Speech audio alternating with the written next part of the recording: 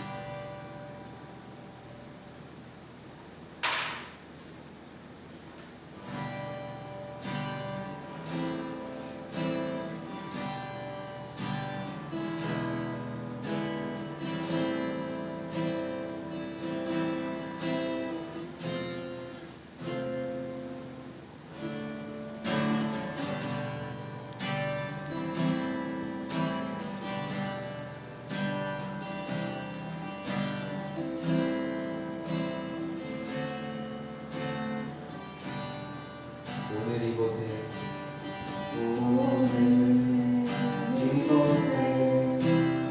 계신 성령님 우리에게 말씀하시고 우리 가르치소서. 같이 우리만 열어주시고 주의 빛으로 밝혀 우리 인도하소서. 오늘 이곳에 계신 성령님 우리에게 말씀하시고 우리 가르치소서. 같이 우리만 열어주시고 주의 빛으로 밝혀 우리 인도하소서. 주님보다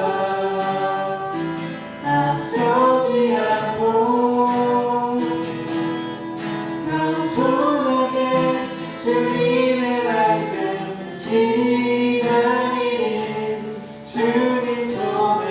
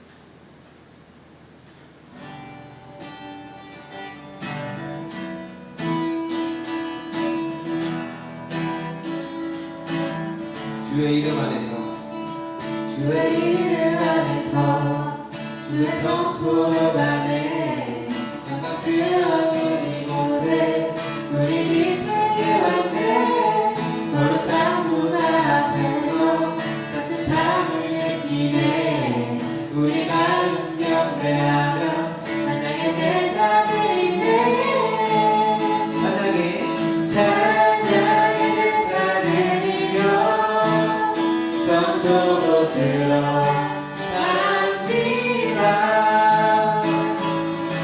찬양의 제사 드리며 성소로 들어갑니다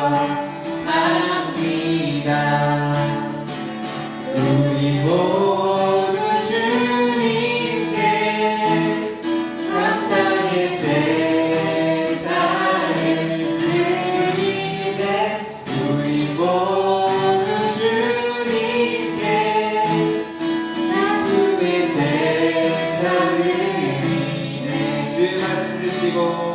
주의 말씀 주시고 우리 감사드리네 주의 날개 들니 우리 피가 쳐내네 주의 길을 따르며 우리 주께 순종해 모든 상황 속에서도 찬양의 제사 드리네 찬양의 제사 드리며 성소로 들어갑니다 찬양의 제사 드리며 성소로 들어갑니다 우리 모두 주님께 감사의 제사를 드리네 우리 모두 주님께 기쁨의 제사를 주의 말씀 주시고 우리 감사드리네 주의 날개 그늘이 우리 피가 쳐내네 주의 길을 따르며 우리 주께 순종해 모든 상황 속에서도 찬양의 제사 드리네 찬양의 제사 드리며 성소로 들어갑니다 찬양의 제사 드리며 성소로 들어갑니다 우리 모두 주님께 감사의 제사를 드리세 우리 모두 주님께 기쁨의 제사 드리네 우리 모두 주님께 감사의 제사를 드리세 우리 모두 주님께 기쁨의 제사 드리네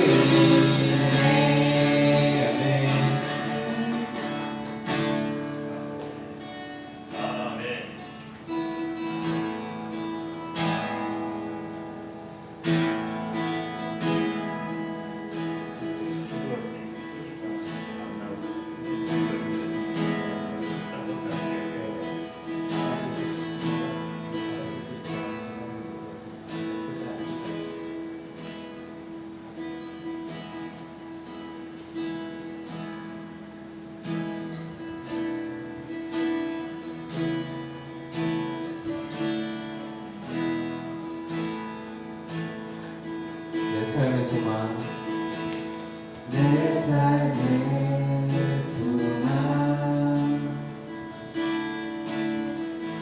내가 바라는 한곳 예수의 길 내가 원하는 한없는 사랑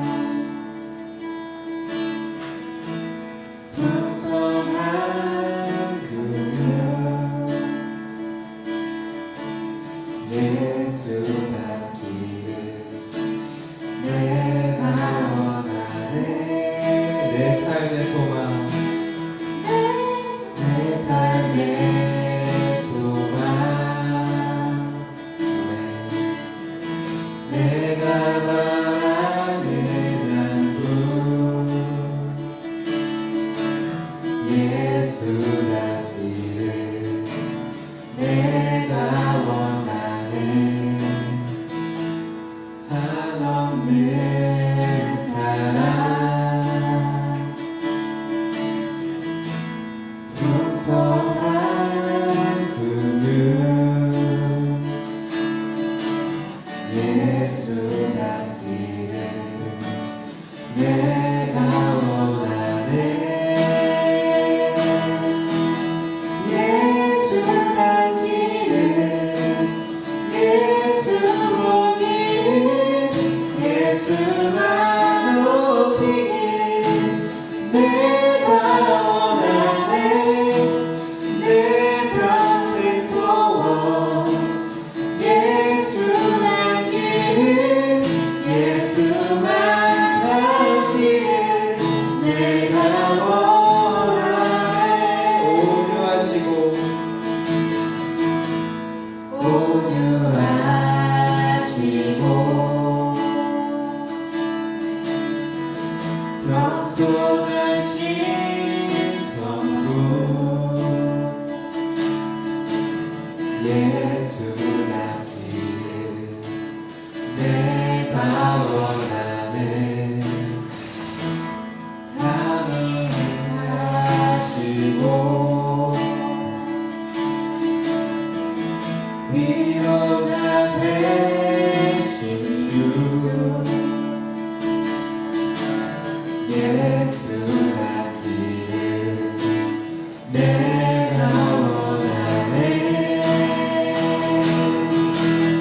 예수 닮기를 예수 보기를 예수만 높이길 내가 원하네.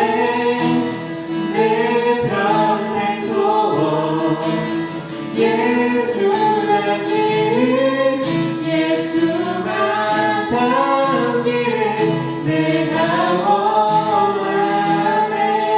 완전하신 예수 완전하신 예수 새롭게 하시네. 연약한 내 영혼 온전하게 되리. 완전하신 예수 완전하신 예수 아멘. 새롭게 하시네. 연약한 내 영혼 온전하게 되리. 예수 닮기를 예수 닮기를 예수 보기를 예수만 높이길 내가 원하네. 내 평생 소원 예수 닮기를 예수만 닮기를 내가 원하네. 예수 닮기를 예수 닮기를 예수 보기를 예수만 높이길 내가 원하네. 내 평생 소원 예수 닮기를 예수만 닮기를 내가 원하네.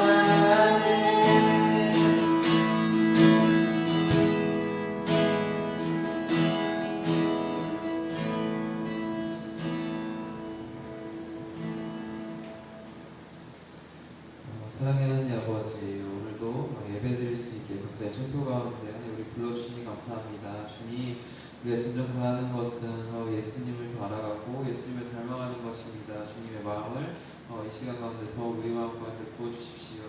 주님, 오늘 예배도 기대합니다. 주님, 너무나 사랑합니다. 예수 그리스도의 이름으로 기도드렸습니다. 아멘.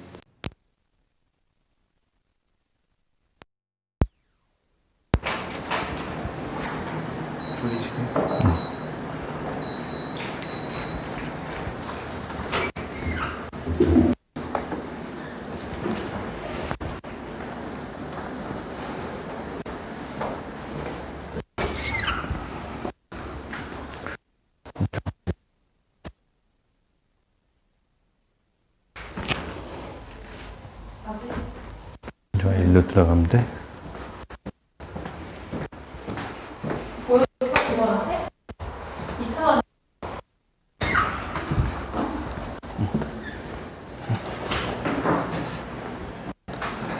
반갑습니다. 예, 갑자기 그렇죠?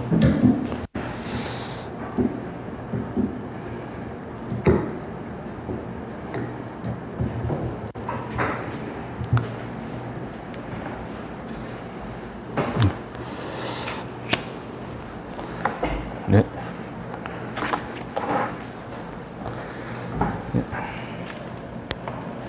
네.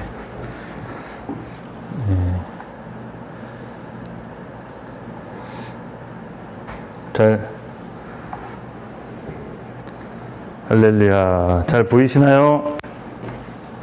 제 목소리 잘 들리십니까? 네. 오케이. 네. 반갑습니다, 여러분.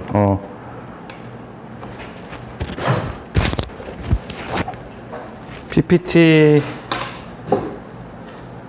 잘 원장님실에서 잘 넘겨주고 계신 거죠? 네. 제 목소리가 잘 들리면 굳이 마이크 켜지 않고 그냥 메시지 하도록 하겠습니다. 오늘 갑자기 줌을 하다가 여기 회사에 깔려있는 줌이 갑자기 작동이 안 돼서 시작하기 15분 전에 윤정이 줌으로 갑자기 변경하게 되었습니다. 그래도 어떻게 굉장히 위기 상황이었는데 임기응변을 잘 발휘해서 하게 됐습니다. 아이고, 순간 진땀 흘렸어요. 오늘 줌 예배 못하는 줄 알고. 근데 또 어떻게 잘 됐습니다. 한 주 동안 잘 지내셨죠?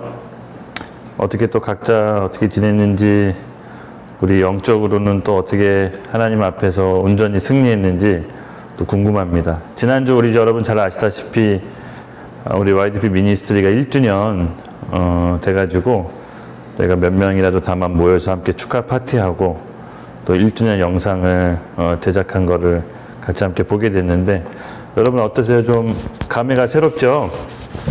그 전 과정을 보니까는 그래도 이게 그냥 이루어진 게 아니더라고요. 물론 그렇게 공식적으로 출범을 하기 전에 한 1년 전에도 또 계속해서 우리가 길에서 또 여러 상가에서 영등포역에서 복음 전도를 쉬지 않고 하다가 결국은 여기까지 오게 되었습니다. 모든 어떻게 보면 공동체 탄생은 우연으로 되는 것이 아니라 하나님의 모든 계획 안에서 이루어진다고 믿습니다. 마지막 때 정말 이 특별한 시대에 우리가 정말 특별한 공동체로서 하나님의 비전과 계획이 이 영등포 안에서 잘 이루어질 수 있도록 우리 같이 여러분 함께 기도해 주시면 감사하겠습니다. 지난 시간 우리 같이 아브라함 선택이라는 말씀을 잠깐 복습하고 넘어가도록 할 텐데요. 지난 시간에 우리 아브라함 선택의 핵심 요점이 있습니다. 여러분 아시죠? 아브라함이 하라는 지역에서 하나님의 음성을 듣고 바로 믿음으로 반응해 가나안 땅으로 이제 옮기게 됩니다. 여러분, 가나안 땅으로 간단히 옮긴다, 이렇게 성경에는 또 너무 쉽게 나와 있지만 사실은 이것이 결코 쉬운 일이 아닙니다. 왜냐하면은 고대 근동 지방에서 가족이 옮기고 이사하는 거는요, 목숨을 걸어야 되는 일이거든요. 또 요즘 세상에도 자기가 누리고 있는 사회적 기반, 경제적 기반을 내려놓고 정말 누군가 보이지 않는 하나님의 음성을 듣고 믿음으로 반응해 옮긴다라는 것은 굉장히 어려운 일입니다. 근데 어쨌든 우리 믿음의 조상 아브라함은 하나님의 음성을 듣고 하나님의 명령대로 우리 가나안 땅으로 옮기게 되죠. 그래서 그 아브라함이 가나안 땅으로 옮겨서 제일 먼저 했던 일이 여러분들 기억나시겠지만 바로 하나님의 제단을 쌓고 예배를 드리기 시작합니다. 그래서 가나안으로 간다라는 의미는 우리 삶의 중심을 하나님께 최우선으로 둔다라고 지난 시간에 얘기했습니다. 즉 세상의 삶의 중심에서 하나님의 삶의 중심으로 우리가 이동하는 것을 바로 가나안으로 간다라고 표현을 한 것입니다. 여러분, 우리가 하나님의 삶의 최우선으로 두기 위해서 우리가 어디론가 삶의 기반을 내려놓고 다른 곳에 이동한다. 여러분 각자 한번 생각해 보십시오. 결코 정말 아무리 하나님 명령이라고 해도 쉽지 않은 결정입니다. 왜냐하면은 사람은 하나님 없는 계획, 내 삶의 안위와 육신의 만족을 위해서 사는 존재지 그렇게 모든 것을 다 내팽겨치고 믿음으로 반응해서 가나안으로 가는 그런 존재가 아니기 때문에 우리가 마음의 본성을 거스르고 하나님의 뜻을 따라 행동한다는 건 생각보다 굉장히 쉬운 일이 아닙니다. 그래서 어저께 지난 시간에 얘기했듯이 믿음으로 반응해 갔지만 또 그 안에서 하나님께서 이루시는 훈련과 연단이 있다고 했죠. 네, 그 연단과 훈련을 통해야 결국은 하나님의 이루시는 우리가 예수 그리스도 이르는 장성한 성품, 그 품성에 우리가 이르러야 하나님께서 우리를 쓰실 수가 있습니다. 그래서 믿음의 순종에서 하나님이 원하는 장소로 간다는 것과 그 장소에서 하나님께서 우리를 연단하고 훈련시켜서 하나님이 쓰시기에 합당한 자로서 길러내는 것까지가 어떻게 보면 믿음의 전 과정인데 대부분 이 두 번째 단계로 가는 것도 굉장히 어렵지만 두 번째 단계로 간다고 쳐도 세 번째 연단과 훈련을 통과하는 경우도 굉장히 어렵습니다. 근데 우리가 이 삶의 전 과정이 사실은 이 과정을 따라가는 겁니다. 우리 아브라함이 지난 시간에 보시면 알겠지만 믿음으로 가나안 땅에 가서 순종해서 하나님께 예배를 드리고 하나님의 삶을 최우선으로 두는 삶을 살았는데 시간이 가고 점점 무뎌지고 어느 순간 자기가 삶에 하나님 중심에서 세상 중심으로 조금씩 바뀌는 아브라함의 모습을 볼 수 있습니다. 급기야 이 경제적인 어려움, 가뭄이 닥쳤을 때 애굽, 이집트로 이제 가게 되죠. 그때 그 아브라함의 실수와 잘못된 선택으로 인해 정말로 큰 공경에 처합니다. 바로 자기 와이프 사라를 바로에게 빼앗기죠. 하나님께서 바로에게 재앙을 주셔서 다시 사라를 아브라함에게 보냈는데 여기서 우리가 주목해야 될 것은 뭐냐? 바로 우리는 연약하고 실수가 많은 존재지만 하나님과 인간이 이루신 그 언약은 하나님 편에서 반드시 이루신다는 겁니다. 언약은 양쪽의 쌍방에서 맺어지는 언약인데 바로 인간의 실수와 연약함으로 그 언약에 있어서 실패했다가 아니라 하나님 편에서 그 언약을 신실하게 지키시는 분이 계시기 때문에 결국은 우리가 하나님 계획을 완전히 떠나거나 하나님을 배반하지 않으면 하나님은 우리를 붙잡고 그 언약을 이루시고 성취하시는 분이십니다. 그러므로 우리가 잊지 말아야 될 거는요, 실수할 수 있습니다. 하나님의 길을 가다가 죄를 지어 넘어질 수 있습니다. 하지만 그때마다 하나님의 신실하심을 믿고 또 일어나 주님께 나아가 달려갑시다. 그렇게만 벗어나지 않는다면 하나님께서는 우리를 통해 그분의 계획과 그분의 언약을 성취하실 것입니다. 왜요? 그것은 우리의 계획이기 이전에 하나님의 계획이기 때문에 그렇습니다. 하나님은 절대로 그분이 맺은 언약은 스스로 포기하는 법이 없으십니다. 우리가 손을 내려놓기 전까지는 하나님은 절대로 포기하지 않으십니다. 그런 하나님의 성품과 신실함을 우리가 믿기에 그런 우리 하나님을 믿고 달려나갈 수 있는 겁니다. 그렇죠, 여러분? 우리가 지금 2021년도 9월 달까지 접어들었는데 앞으로 남은 하반기 동안 불과 한 4개월 정도 남짓 3개월 정도 남짓 남았다고 치면은 우리가 지금이라도 하나님의 중심의 삶으로 우리 삶을 재편하고 하나님께 예배드리고 하나님께 기도하는 삶의 중심으로 옮겨갑시다. 그럴 때 하나님께서 우리를 하나님의 계획과 비전 안으로 이끄실 겁니다. 잊지 마세요. 훈련과 연단이 기다리고 있습니다. 그것은 우리가 꼭 거쳐야 됩니다. 왜냐하면 하나님은 훈련과 연단을 통해서 우리를 쓰시기 때문입니다. 우리의 마음의 그릇을 넓히고 성품을 예수 그리스도의 잔량한 분량까지 올리시고 하나님의 쓰시기에 합당한 사람으로 우리를 이끄실 것입니다. 아멘. 이어서 오늘 주제는 창세기 본문 말씀 25장 19절에서 34절인데요. 제목을 이렇게 정해봤습니다. 에서의 선택과 야곱의 선택. 여러분 아시다시피 에서와 야곱은 이삭의 쌍둥이죠. 근데 두 명의 성향이 너무나도 달라요. 엄마 뱃속의 태에서부터 둘이 치고받고 싸웠다라고 합니다. 근데 잘 아시다시피 누가 형이죠? 에서가 형입니다. 즉 고대 근동지방의 장남이라는 것은 두 가지의 권한이 크게 있는데요. 첫 번째, 그 가문의 재산, 소유물을 가질 수 있는 권한이 있고요. 두 번째, 그 가문의 가계를 이어갈 수 있는 전통이 장남에게 주어집니다. 근데 오늘 이 이야기를 통해 여러분이 함께 보시면 알다시피 에서가 너무 배고픈 나머지 그 엄청난 장자의 유업을 죽 한 그릇에 아무 생각 없이 동생 야곱에게 팝니다. 근데 야곱은요, 여기서 야곱의 선택이 중요한데요. 에서가 형이 배고파서 들에서 돌아왔을 때 야곱이 죽을 쓰고 있는데 그 죽 달라고 했을 때 야곱이 바로 협상이 들어가죠. 형이 갖고 있는 장자권을 내게 주라, 내게 달라 라고 얘기합니다. 그건 뭐냐면요, 평소에 그것을 원하고 갖고 싶었던 겁니다. 즉 늘 준비되어 있는 사람에게 어느 날 갑자기 기회가 왔을 때 그 선택을 갖습니다. 이 에서와 야곱은 굉장히 서로 상반되고 제조적인데요. 그러니까 에서는 굉장히 현실적이었어요. 어떻게 보면 미래에 올 아버지의 유산, 장자권, 너무나나 미래에 있기 때문에 당장 내가 현실을 채우기에는 그 먼 미래에서 올 그런 혜택을 그렇게 중요하게 생각하지 않았어요. 근데 야곱은요, 전혀 달랐습니다. 삶을 임하는 태도가 너무 달랐습니다. 먼 미래에 올 장자권과 유산을 지금 즉시 가질 수 있는 절호의 기회라고 생각을 했던 겁니다. 여러분, 우리 팬데믹 시대에 여러 분야에서 지금 재편이 일어나죠. 경제, 사회, 문화, 심지어 교회까지. 정말로 이 재편이 막 이루어지고 있을 때 우리가 에서와 같은 상태, 또 야곱과 같은 상태에 이를 것입니다.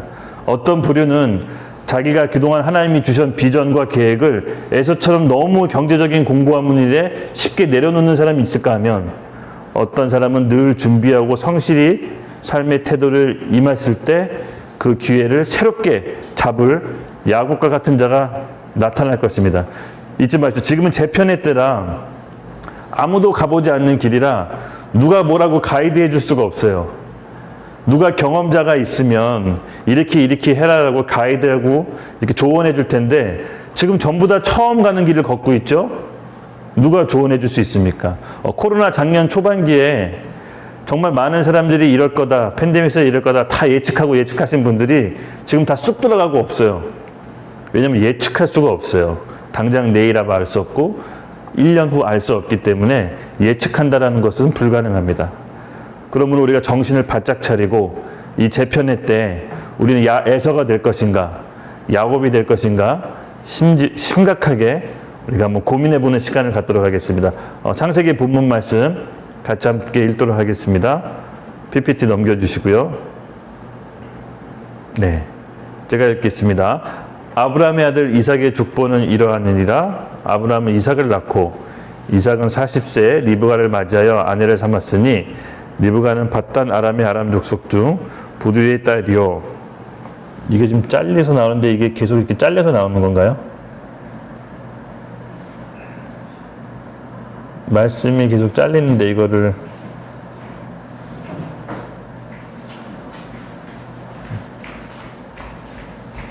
아람 족속 중 라반의 누이였더라. 이삭이 그의 아내가 임신하지 못하므로 그를 위하여 여호와께 간구하매 여호와께서 그의 간구를 들으셨으므로 그의 아내 리브가가 임신하였더니 그 아들이 그의 태 속에서 서로 싸우느니라. 그가 이르되 이럴 경우에 내가 어찌할꼬 하고 가서 여호와께 묻자온대 여호와께서 그에게 이르시되 두 국민이 내 태중에 있구나. 두 민족이 내 복중에 있어부터 나누니라. 이 족속이 저 족속보다 강하겠고 큰 자가 어린 자를 섬기리라 하셨더라. 그 해산 기한이 찬듯 태에 쌍둥이가 있었는데 먼저 나온 자는 붉고 전신의 털옷 같아서 이름을 에서라 하였고, 후에 나오는 손으로 에서의 발꿈치를 잡았으므로 그의 이름을 야곱이라 하였으며, 리브가가 아들을 낳을 때 이삭이 60세였더라. 그 아이들이 장성함에 에서는 익숙한 사냥꾼이었으므로 들사람이 되었고, 야곱은 조용한 사람이었으므로 장막에 거주하니, 이삭은 에서가 사냥한 고기를 좋아하므로 그를 사랑하고, 리브가는 야곱을 사랑하였더라. 야곱이 죽을 쏘았더니 에서가 들에서 들어와서 피곤하여 야곱에게 이르되, 내가 피곤하니 그 붉은 것을 내가 먹게 하라 한지라. 그러므로 에서는 별명은 에돔이더라. 야곱이 이르되, 형의 장자의 명분을 오늘 내게 팔라. 에서가 이르되, 내가 죽게 되었으니 이 장자의 명분이 내게 무슨 유익이요?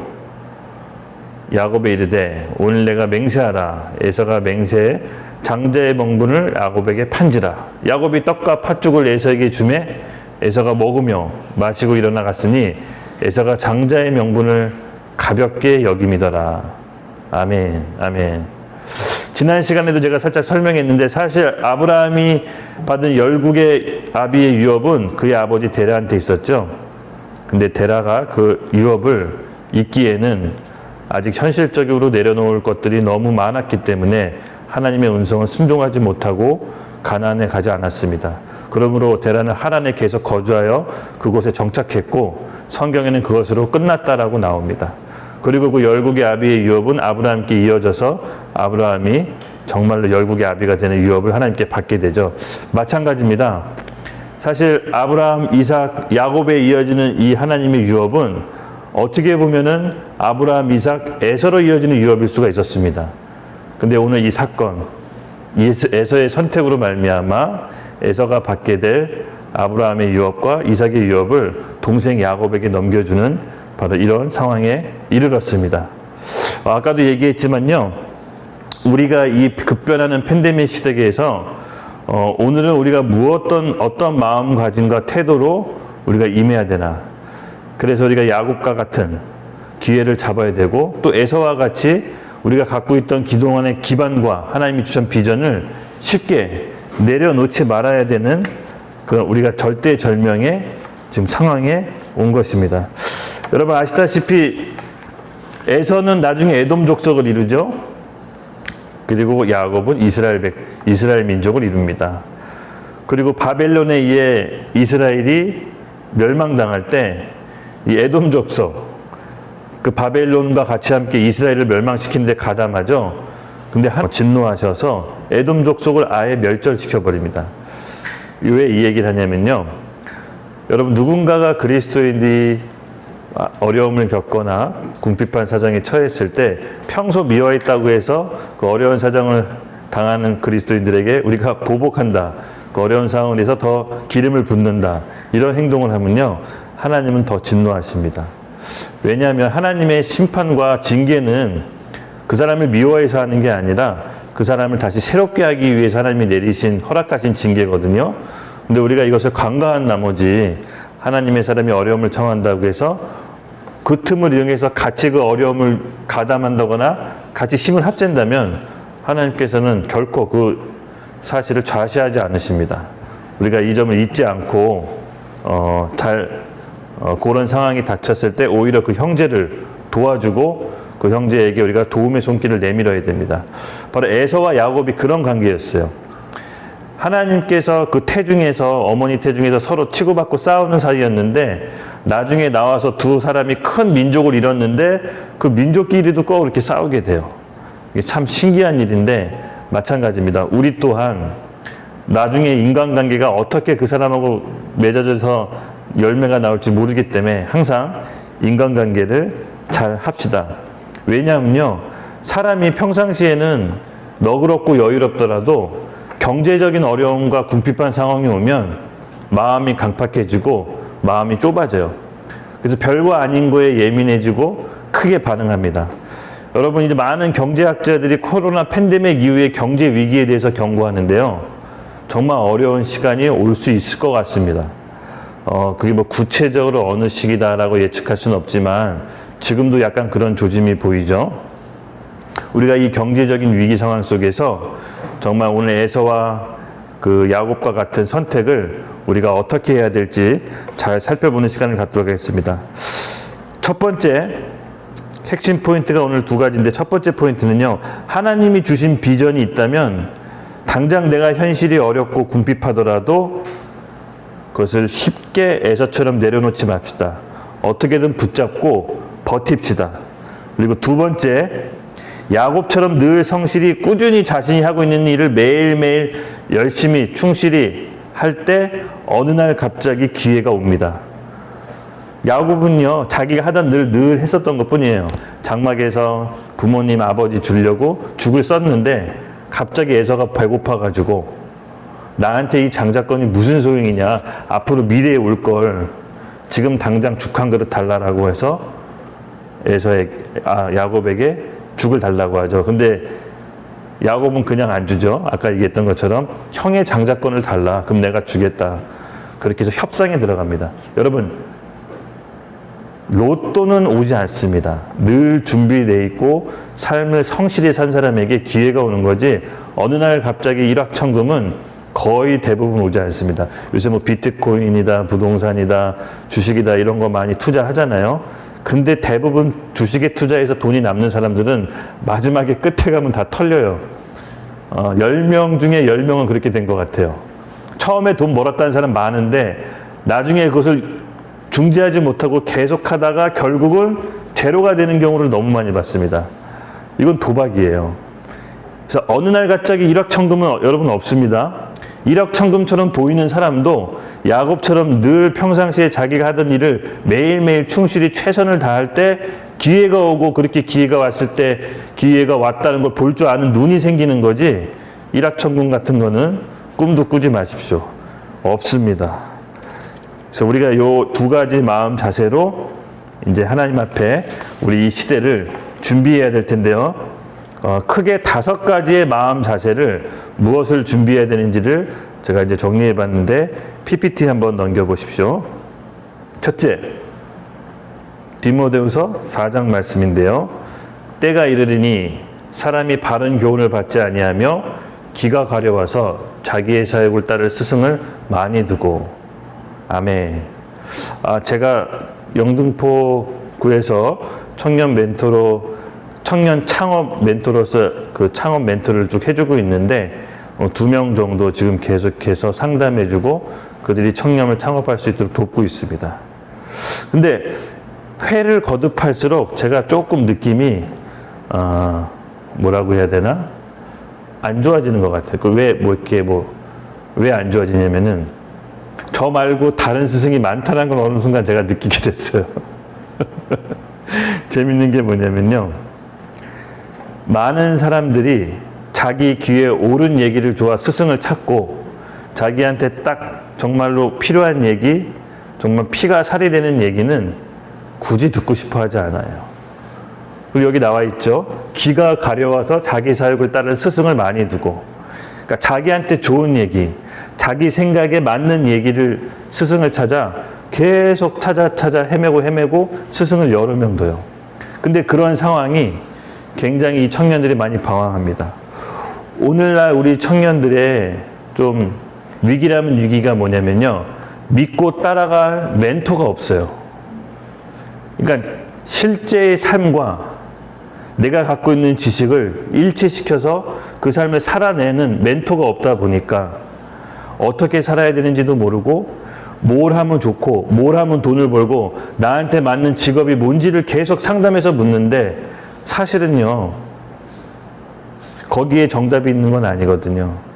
왜냐, 진짜 정답은요, 내가 삶을 임하는 태도와 자세, 그리고 정직에 기반해서 내 삶을 쌓아 올리는, 그건 하나님을 인식하는 삶으로 인해서밖에 할 수가 없거든요. 왜냐면 정직하지 않으면요, 하나님은 그 위에 축복해 주시고 그 기름 부어 주실 수 없어요. 근데 이 청년들이 와서 대부분 관심이 자기 먹고 사는 문제, 뭐 결혼, 취업, 내 적성에 맞는 거, 내가 이 프랜차이즈 이걸 하면 성공할까요, 안 할까요? 계속 그걸 물어봐요. 근데 저는 이렇게 얘기해요. 소나타를 타도 되고 그랜저를 타도 되고 타고 싶은 거 타면 된다. 다만 그 차를 모를 수 있는 너가 역량이 되냐라고 이제 얘기를 하는 거죠. 즉 자기가 하고 싶은 거 그냥 하면 돼요. 근데 그게 중요한 게 아니라 내가 거짓 없이 내 삶을 조작하지 않고 매사에 충실하게 내 삶에 대해서 진지하게 대면하는 자세. 아무리 사소한 거라도 하나님께 그것에 대해서 올바르게 늘 하나님이 보고 있다는 그 경외함으로 충실하게 일할 수 있는 마음 자세가 있는지 여러분 잘 지켜보세요. 야곱은요 그렇게 매일매일 성실히 자기 할 일을 했기 때문에 기회가 왔다라고 얘기했죠. 마찬가지입니다. 여러분보다 뛰어난 능력 있는 사람이 훨씬 많죠. 이 세상은요 엄청나게 능력 있는 사람이 많아요. 또 영어 조금만 할 줄 알면 내가 원하는 지식 구글이나 인터넷으로 얼마든지 다운로드 받아서 논문을 들여다볼 수 있어요. 뭐 옛날처럼 어디 유학 가거나 그러지 않아도 자기가 학식을 쌓을 수 있는 세대예요. 근데 중요한 것은 뭐냐면요. 자기가 이 삶을 어떻게 살아가야 되는지 그 진지한 태도에 대해서는 생각하지 않아요. 그러다 보니까 이런 것쯤은 괜찮겠지 하고 넘어가는 문제들이 결국은 나이 40대 돼서 터져요. 그러면 삶이 쭉쭉쭉쭉 무너지죠. 그래서 저는 그 청년들에게 이렇게 얘기하고 싶어요. 영적인 아비, 멘토를 꼭 한 명은 둬라. 그냥 내가 옳은 소리, 내가 듣고 싶은 소리 이 스승 저 스승 찾아다니지 말고 내가 좋은 소리를 듣는 사람들만 쫓아다니지 말고 정말 나한테 뼈가 되고 살이 될 수 있는 얘기를 해줄 수 있는 사람 그 멘토를 찾아가서 스승으로 둬라. 그러면 반드시 성공한다. 여러분 이거 굉장히 중요합니다. 왜냐하면요 대부분 우리 청년들이 진짜로 자기가 원하는 거 자기가 생각하는 거 있어서 상담을 받으면요 70%에서 80%밖에 얘기를 안 해요. 나머지 10%에서 30%는 뭔가 좀 이렇게 숨기고 있어요. 그러니까 잘 얘기하지 않아요. 근데 진짜 멘토는요 그런 부분까지 다 얘기할 줄 알아야 되거든요. 그럴 때 정확한 진단 아래에서 정확한 방향과 길을 알려줄 수 있는데 정작 해야 될 얘기는 감추고 일부 얘기만 하다 보니까 어떻게 나중에는 가이드해 주기가 힘들겠더라고요. 그래서 이제 요거를 우리 청년들한테 늘 얘기를 해주는데 여러분들도 뭐 직장 상사든 누군가 간에 꼭 자기 마음에 맞는 멘토를 두고 그분께 상담을 하십시오. 그래서 그 영적인 아비 밑에서 보호를 받으면서 가야지 영적인 아비와 건강한 공동체 안에서 우리가 보호받고 신앙생활을 하면서 우리 스스로가 성장할 수 있지 내 귀에 좋은 소리 내가 듣기 원하는 소리를 찾아다니면서 여러 스승을 많이 두지 마십시오. 이것이 오히려 자기 자신을 속이고 포장하는 걸 수 있습니다. 네, 두 번째 우리가 팬데믹 시대에 재편의 때 살아야 될 마음가짐 두 번째 로마서 13장 1절부터 2절인데요. 각 사람 위에 있는 권세들에게 복종하라. 권세는 하나님으로부터 나지 않음이 없으니 모든 권세는 다 하나님께서 정하신 바라. 그러므로 권세를 거스르는 자는 하나님의 명을 거스름이니 거스름은 자기를 심판을 자취하느니라. 아멘. 예, 맞습니다. 우리는 누군가에게 권위자이기도 하지만 누군가에게도 권위를 받습니다. 여러분 다 마찬가지고 저도 마찬가지죠. 그래서 우리가 지금 머물고 있는 가정, 직장, 교회 다 우리 위에 권위자가 있죠. 근데 하나님은요 그 권위 밑에 우리가 다스림 받기를 원하세요. 왜냐하면 눈에 보이는 권위자에게 순복하지 않는데 보이지 않는 하나님께 순복한다? 불가능합니다. 거짓말이죠. 눈에 당장 보이는 권위자에게 순복하지 않는 사람이 하나님께 음성에 복종하며 순종하며 나간다? 그런 일은 좀 보지는 못했습니다. 근데 여러분 이 말을 많이 하죠. 영적 권위자가 혹은 직장 상사가 너무 아닌 것 같아요. 저 사람 말 듣다가 완전 쫑딱 망할 것 같습니다. 저 사람 말을 들을 수는 없습니다. 예, 여러분 잘 새겨드십시오. 이것이 바로 하나님의 비밀인데 하나님께서 일부러 그런 사람을 여러분 위에 두신 겁니다. 굉장한 비밀이에요. 왜냐하면요 내가 보기에 너무 아닌 것 같은 권위자를 두신 이유는 거기에 순복할 때 하나님의 계획과 비밀이 풀어지게 돼 있습니다. 대부분 이것을 간과하고 이것을 놓치고 인생을 뺑뺑뺑뺑 돌고 도는 경우가 많은데 아니에요. 그 권위자는 하나님이 허락하셔 두신 거예요. 이렇게 생각하면 돼요. 나한테 딱 맞는 권위자가 현재 지금 내 직장 상사고 영적 스승이다. 그 과정이 하나님께서는 우리에게 필요하시기 때문에 그 권위자를 둔 겁니다. 만약에 그 권위자 말 따랐다가 내 인생이 망하고 루저가 되면 어떡합니까? 책임지실 겁니까? 이렇게 얘기하는 경우 있죠. 네. 아까 얘기했죠. 이것이 비밀이라고. 왜 비밀이냐면 설사 그 권위자 때문에 망했다. 하나님은 절대 망하게 하지 않으십니다. 그 권위자 때문에 하나님의 섭리를 여러분 가운데 가르쳐 주시고 더 믿음이 강건하게 하십니다. 그 권위자를 때문에 우리가 순종하고 살아갔던 삶을 하나님이 그냥 무효화시키지 않으세요. 그 과정 가운데 우리 성품이 단련되고 우리 인생의 수련기를 거쳐서 설사 망한 것처럼 보이지만 하나님께서 마지막에 그 섭리 가운데 우리를 건지시고 그 권위자가 잘못되는 경우 너무 많이 봤어요. 그러므로 걱정하지 마세요. 눈에 보이는 권위자는 나한테 딱 맞는 사람을 하나님께서 주신 거예요. 그 정도 강력한 사람 주지 않으면 내가 변하지 않기 때문에 하나님이 허락하신 거예요. 그 사람이 영적인 사람이든 영적인 사람이지 않든 하나님께서는 그 과정 가운데 반드시 수련하고 단련하십니다. 왜냐하면 하나님께서는 그 이후에 계획이 있으시기 때문에 그 사실을 믿고 우리가 순복하며 나아갑니다. 그게 복이에요. 불완전한 리더를 통해서 하나님께서는 하나님의 정말 신실하신 성품과 신뢰를 깨닫게 해주시는데 더 목적이 있습니다. 아까도 얘기했지만 아브라함이 믿음의 반응에 가나안 땅에 가서 여러 가지 실수를 범하지만 그 실수 속에서도 하나님의 수습하심을 경험할 수가 있었죠. 마찬가지입니다. 사람 하는 일은 다 연약하고 부족하고 실수가 많아요. 그 과정 가운데 하나님께서 선하시고 하나님께서 수습하시고 우리를 이끄시는 것들이 정말 오묘한 역사들이 많은데 우리가 더 하나님을 깊이 깨닫고 알기를 원하시는 마음일 겁니다. 여러분 우리가 이 사실을 잊지 맙시다. 그리고 셋째, 우리가 가져야 될 마음가짐 셋째, 마태복음 25장 23절인데요. 그 주인이 이르되 잘하였더라 착하고 충성된 종아 내가 적은 일에 충성하였음에 내가 많은 것을 내게 맡기리니 내 주인의 즐거움에 참여할지어다 하고. 아멘. 네. 아까도 얘기했지만요. 세상에 이변이란 없습니다. 로또도 없고요. 야곱처럼 매일매일 내 일에 충실히 했을 때 기회가 옵니다. 남들이 보기에 볼품 없고 생산성 없고 전혀 폼나는 일이 아닐처럼 보이지만 그 일이 특별한 이유는 하나님과 함께 있다는 것입니다. 하나님이 하기를 원하시는 그곳에 우리가 충실히 매일매일 성실히 임할 때 하나님께서는 계속 그 자리에 두지 않으시고 어느 때 어느 순간 하나님의 타이밍에 우리를 가장 높으신 곳에서 이끄십니다. 하나님이 원하기 때문에 우리가 그 일을 할 수 있는 그 믿음 아무나 생길까요? 정말 아무나 생길까요?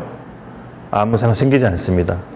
어느 날 갑자기 우리 김서영 원장님이 병원이 번창하고 어느 정도 기반이 차렸는데 하나님께서 서영아 너 다 내려놓고 소록도에 가서 문둥병 환자 돌봐라 라고 명령하셨습니다. 할 수 있을까요? 사람은 못합니다. 진짜 사람은 못해요. 근데 우리는 그 믿음이 정말 내 귀에 들렸을 때 정말 하나님이 그렇게 말씀하시면 제가 할 거라고 믿음의 고백들을 하는 경우 너무 많이 봤습니다. 또 선교지에 나갈 때, 뭘 할 때, 성령 충만했을 때 믿음의 헌신들을 막 하는데 정말 그때가 닥쳤을 때 정말 믿음으로 소록도 가서 문둥병 환자 돌볼까요? 불가능합니다. 그래서 우리는 하나님 안에서 늘 겸손과 연약함으로 내가 매일매일 하나님이 나한테 이 맡기신 일이 최선의 나의 일이다라고 생각하고 충실히 임하는 태도가 가장 중요합니다. 그럴 때 하나님께서는 우리에게 지금 머무는 이곳을 기반으로 삼아 하나님의 복이 흘러갈 수 있도록 우리를 준비시켜줍니다. 그래서 막 믿음을 부리려고 애써서 막 없는 믿음까지 끄집어내서 헌신하지 마시고요. 지금 있는 곳에서 최선을 다하십시오. 지금 있는 곳에서 하나님께 믿음을 드리십시오. 그게 우리에게 최선입니다. 네, 그리고 네 번째인데요. 잠언 16장 9절입니다. 사람이 마음으로 자기의 길을 계획할지라도 그 걸음을 인도하신 이는 여호와시니라. 아멘. 이 말씀도 참 이 코로나 재편의 때 가장 중요한 말씀인데요. 사람이 자기의 마음으로 내 길, 내 계획, 내 삶의 방향을 막 설계하고 계획하고 꿈을 꿉니다. 그런데 여러분 아세요? 내가 계획한 거 10가지라면 한두 가지 될까 말까입니다. 뭐 자잘한 거 말고요. 내일 짜장면 먹어야지. 난 짜장면 시켜 먹습니다. 이런 거 말고. 정말 내가 심혈을 기울여서 만들었던 계획, 여러분 잘 됐던가요? 한 달 앞도 우리가 알 수 없습니다. 요새 같은 때는 한번 모임이나 계획 잡으면요, 당장 그 전날 틀어지는 경우 너무 많아서 저는 계획을 잡지를 않기로 했습니다. 그때 열리는 길 따라 가야겠다. 그냥 계획을 잡으면 잡는 대로 다 잘 안 되기 때문에. 맞습니다. 우리가 이런 삶의 태도를 갖는 게 중요합니다. 즉, 내가 할 수 있는 영역과 하나님이 할 수 있는 영역이 있는데 이것을 잘 구분해서 가는 게 정말 요즘 세대에 필요합니다. 요즘같이 경제적 어려움이 시작되면요, 별 수 없어요. 본능적으로 자기 것부터 챙길 수밖에 없습니다. 경제가 위기가 오면 삶이 위축되고 사람들의 마음도 강팍해져서요, 굉장히 예민해지고 별거 아닌 반응에 폭발할 수가 있어요. 마음 씀씀이도 예전보다 더 좁아집니다. 이럴 때일수록 무리수를 두지 마시고 내가 할 수 있는 일이 무엇인지를 내 선에서 가능한 일을 최선을 다하면서 합시다. 그럴 때 우리가 삶의 길, 그러니까 살 수 있는 길이 조금씩 보이기 시작합니다. 다시 말해서 내가 할 수 있는 일에 집중하고 나머지는 하나님 뜻에 맡기십시오. 그러면 하나님께서 조금씩 열어가십니다. 대부분 위기 때 잘못된 선택을 하는 경우를 보면요, 내가 마땅히 해야 될 일을 하지 않고 엉뚱하게 과감하게 배팅을 해요. 이러다가 망하는 경우가 많거든요. 이런 강한 믿음으로 밀어붙이다가 오히려 낭패를 보는 경우가 많습니다. 예를 들어서 우리 자영업자들, 조그만 사업 하나 식당 하시는 분들도 아시다시피 매출을 올리는 건 굉장히 힘듭니다. 이 매출을 10만 원, 20만 원 올리기 너무 힘들어요. 근데요, 살림살이를 줄여서 내가 아껴서 마진율 10만 원, 20만 원 올리는 게 더 매출을 올리는 것보다 쉬워요.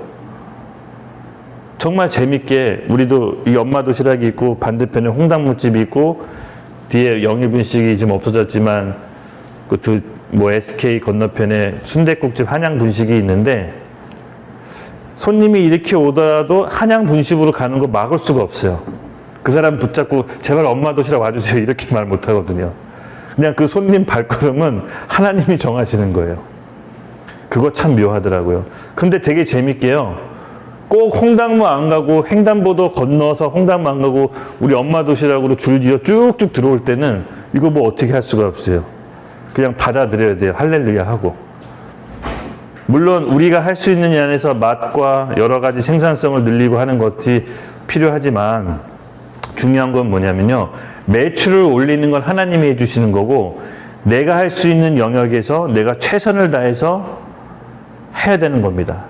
근데 대부분 내가 해야 될 영역을 하지 않고 맛을 계산한다든가 원가를 절감한다든가 조금이라도 싼 데를 더 찾아서 산다든가 이런 내가 해야 될 일을 하지 않고 그저 매출을 올리기 위해서 갑자기 마케팅 회사에서 돈을 쓴다거나 홍보 비용을 탁 쓰고 매출을 올리기는 굉장히 어렵습니다. 차라리 내가 아낄 수 있는 걸 아껴서 마진을 늘리는 게 좋습니다. 이와 같이 우리가 한 치 앞을 내다볼 수 없는 세상에서 우리가 할 수 있는 것에 최선을 다하고 나머지는 하나님께 맡기는, 사람의 마음에 자기 길을 계획할지라도 그 걸음을 인도하시는 여호와시나라는 말씀을 기억합시다. 그럴 때 우리에게 하나님께서 살 수 있는 길을 조금씩 열어주세요. 그리고 이 모든 과정에서 여러분 중요한 게 있습니다. 바로 정직해야 됩니다. 계속 제가 정직을 강조한다는 게 그럼 너는 얼마나 정직하냐 이렇게 손가락질 할 수 있는데 제가 다 정직하다라고 얘기하는 건 아닙니다. 다만 이 자리에 섰으니까 여러분한테 말해야 되는 입장이니까 말을 하는 거지 저도 삶의 많은 부분이 정직으로 다시 바로 잡혀야 됩니다. 제가 아까도 얘기했죠. 그 지금 6월 달부터 하고 있는 훈련, 양심에 반응해서 행동하지 않기. 이게 뭐냐면요. 내가 정직하고 완전하게 삶을 살 수 있다라고 시도하는 게 아니라 비로소 무뎌졌던 내 양심을 일깨워서 그동안 내가 인식하지 못했던 부정직함들을 깨워서 정직하게 살려고 하고 애쓰는 겁니다. 사람이 어떻게 완벽하게 살 수 있습니까? 그럴 수 없습니다.